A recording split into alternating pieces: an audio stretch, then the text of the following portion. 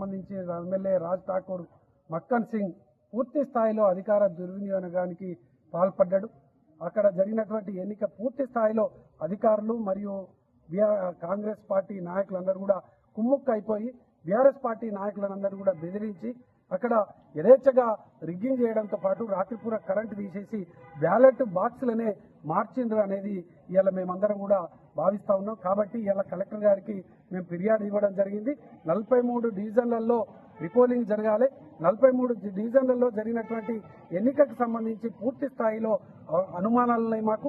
ఆ యొక్క రిజల్ట్కి సంబంధించి మేము బ్యాలెట్లు ఓపెన్ చేసిన తర్వాత దాంట్లో ఎక్కడ ఏ డబ్బాను ఓపెన్ చేసినా పూర్తి స్థాయిలో కాంగ్రెస్కు సంబంధించిన గుర్తులంతా కూడా రావడం చూస్తే మా అభ్యర్థులందరూ కూడా విస్తుపోయారు. వాడలలో చూసినట్టయితే అన్ని కూడా మేము బీఆర్ఎస్ పార్టీకి ఓటేసినామని వాళ్ళందరూ కూడా చెప్తున్నటువంటి పరిస్థితి.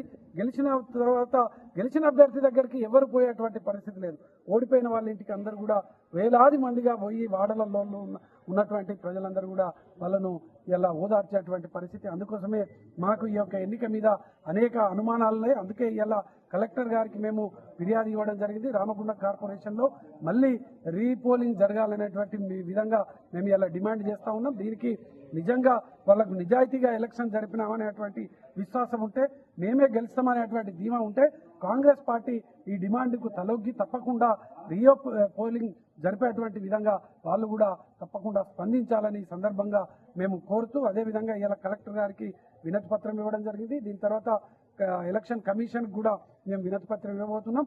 ఇండివిజువల్గా ఆ రోజు రాత్రి కరెంటు పోయింది, అక్కడ ఉన్నటువంటి సీసీ కెమెరాలకు సంబంధించి పూర్తి విజువల్ను బయట పెట్టాలి.